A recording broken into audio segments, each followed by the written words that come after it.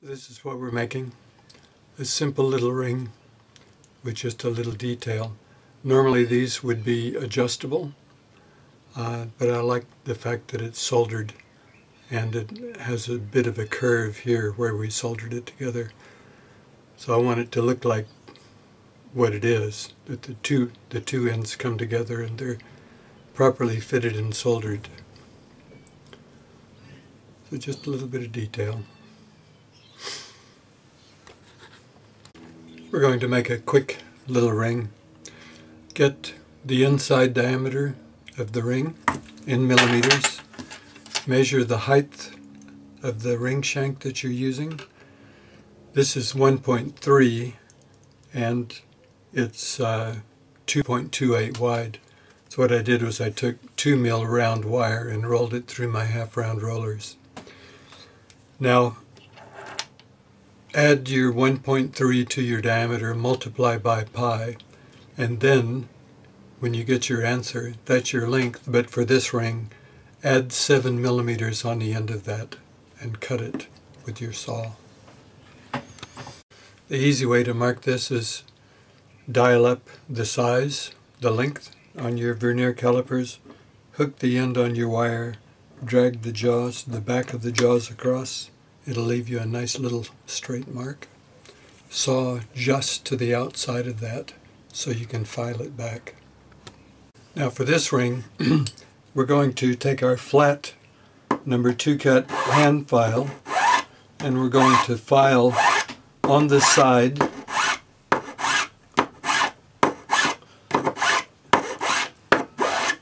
until we have a slightly rounded shape. Make sure your wire is annealed. If it isn't, anneal it now because we're going to use our flat round pliers and we're going to curl this end that we filed around. So it has to be annealed to be able to move it. So grab your annealed ring shank. Just on the flat part of this, so you filed slightly round, you're going to have to grab it on the flat part with your round bit there so that you can curl this into a nice little curl. If you grab it on the very end, chances are that these are just going to slip. So get a nice curl and then we'll form the ring around so it touches the other side. So initially I'm just going to hold my thumb on the curl and push this around my ring mandrel. So go a couple of sizes smaller than it's meant to be.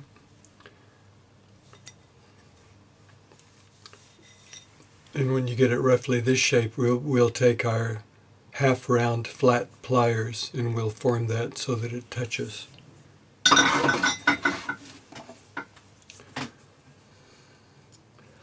Half round goes on the inside so that we don't put ugly marks in the ring.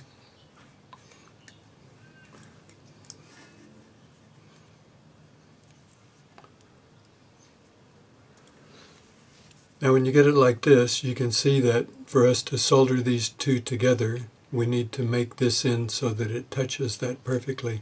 So just file whatever angle you need so that when the two touch, you have a really good join.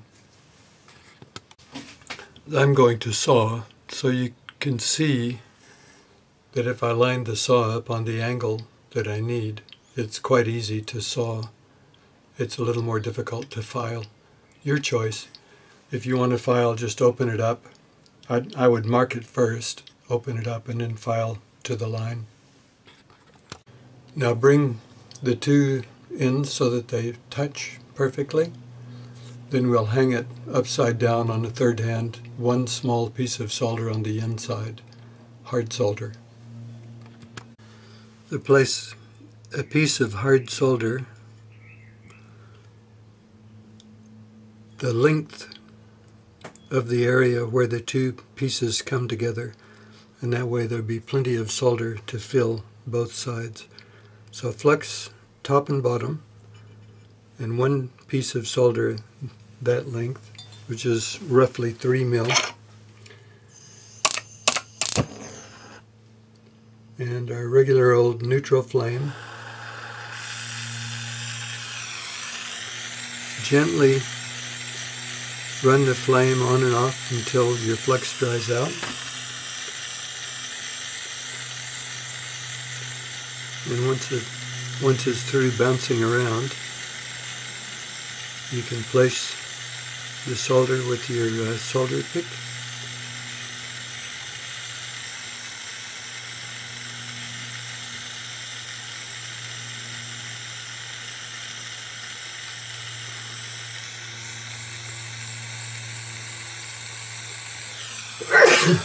Excuse me.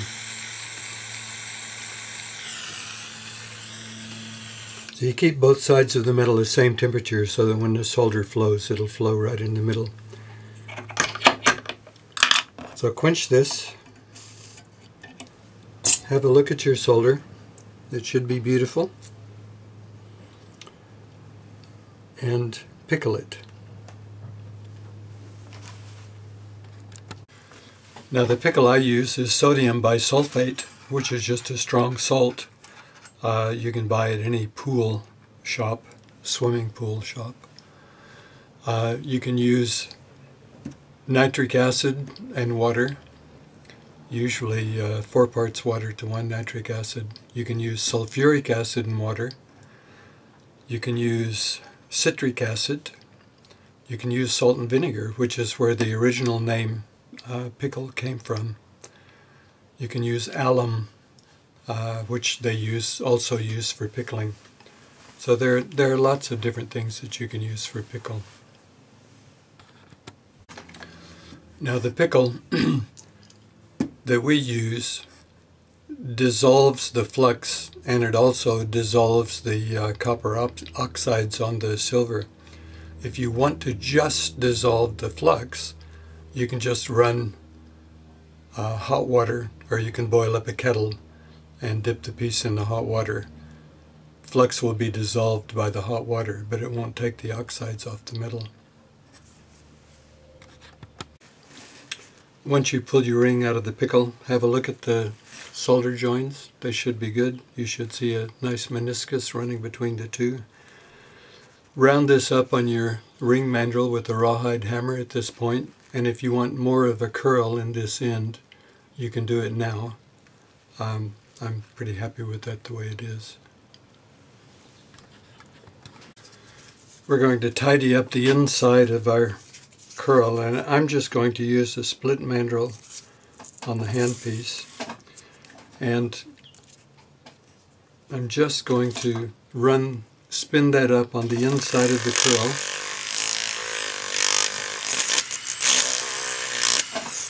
And the reason I'm using the split mandrel and the sandpaper is it is a curve, and if we try to go in there with one of the little jeweler's files, it's just going to make it worse.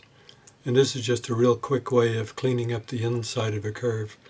You only use this on curves. You wouldn't try to do the outside with it, because the outside is easy enough to just use your sandpaper on your sanding stick. Yeah, now that's done. Now what I'm going to do is I'm going to emphasize this join by using a barrette file, and I'll show you. Now the barrette file has a really thin edge and no teeth anywhere except on the face. So this works really good for going into a narrow groove and working. I'm just going to brace this on my bench peg. I'll zoom in so you can see. I'm just going to drop the edge of the file in, and as I file, I'm just slightly rolling the file.